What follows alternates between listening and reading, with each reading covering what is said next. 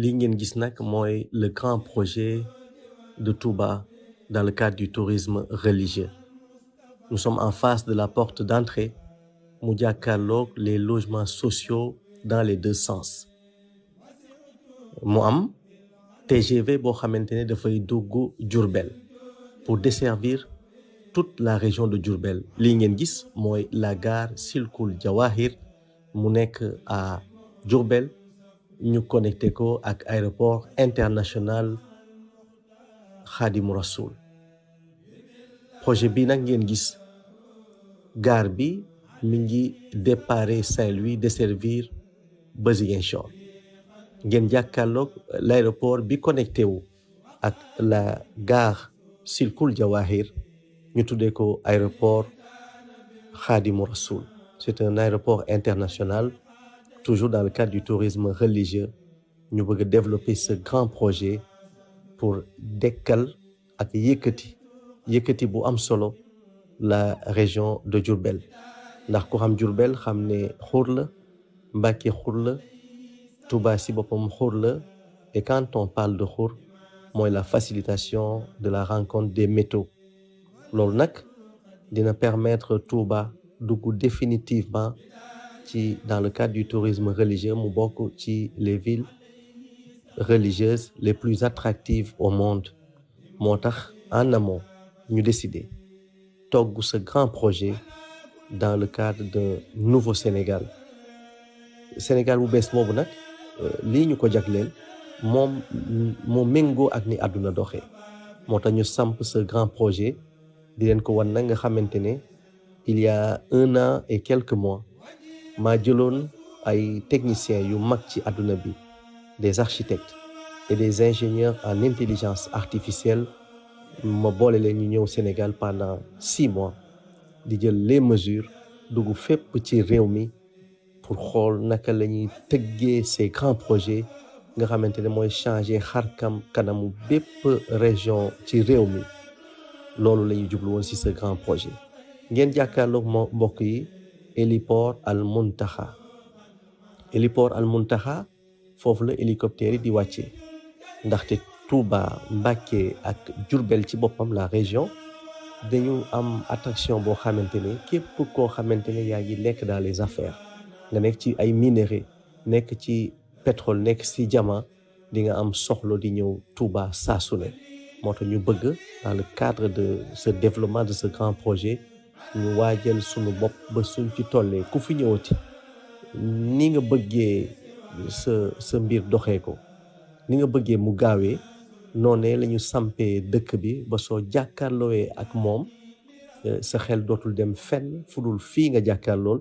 ndax lépp loo xamante ne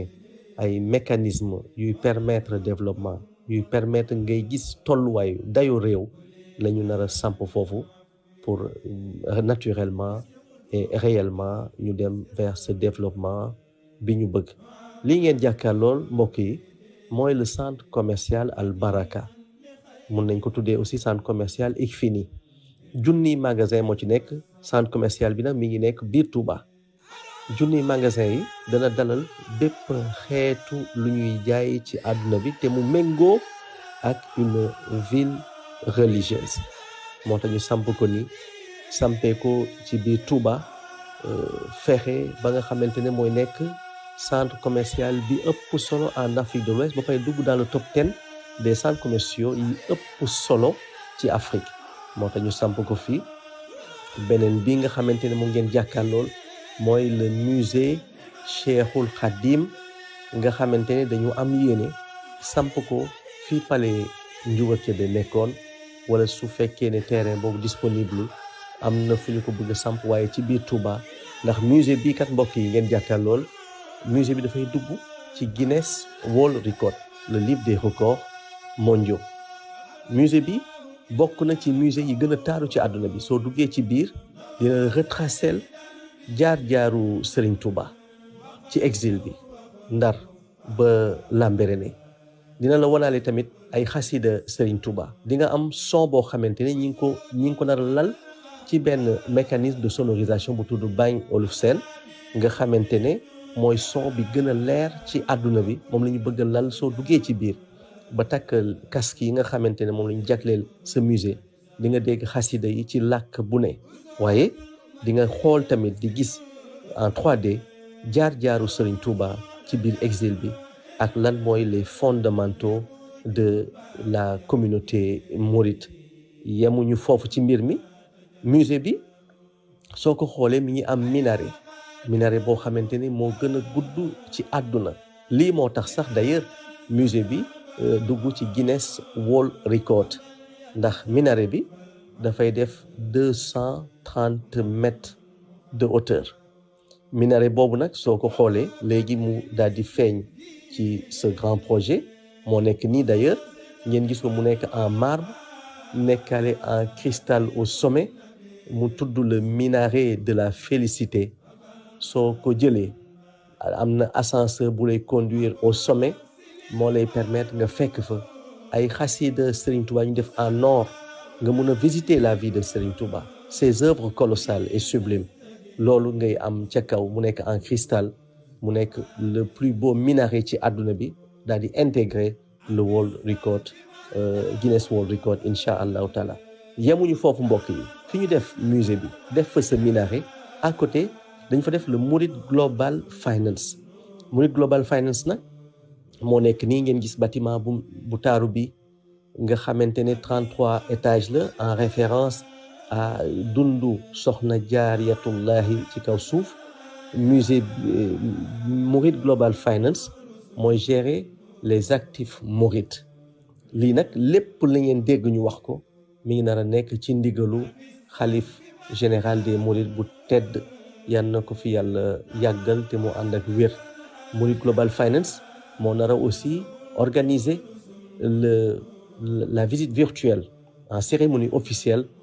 du musée Khadimou Rassoul nga xamante ne en 24 heures mi ngi jur 200 millions de dollars avec les algorithmes de l'intelligence artificielle ngeen jàkkaarloog ak ce lac artificiel bu ñu concevoir entre le musée le minaret et le Mouride Global Finance lii nag mooy la mosquée de Touba nga xamante ne dañu ko nar a yeesal bu am solo tente yi ngeen jàkkaarloo léegi mooy tente intelligente lañu nga xamante ne ak les algorithmes de l'intelligence artificielle day capter lépp luy tàngoor ca kaw ba pare transformer ko en fraîcheur ci suuf dafay jàpp nit ba pare jàppale marne bi lii ngeen gis mooy coupole bi nekk ci kaw jumaa ji nekk ci kaw xabru Serigne Touba nga xamante ne 313 cristaux lañ ko liggéeyee li tax mu am solo nii soo nekkee ca kaw minaret bi da ngay jàkkaarloo ces cristaux 313 lay nekk façon de cristal nga xamante ne dafay mel ni lu tas daal di nekk ci kaw mosquée bi yëpp balaa laale le marbre que nous avons placé ce marbre que vous voyez aussi vient de Kédougou lii mooy ce grand projet bi nga xamante ne moom la ñu lal aussi ci mosquée Serigne Touba bu tedd bi nga xamante ne dina yanjal mooy diggante rond-point bi ñu jàkkaarloo aussi naka la ñu nar a def la résidence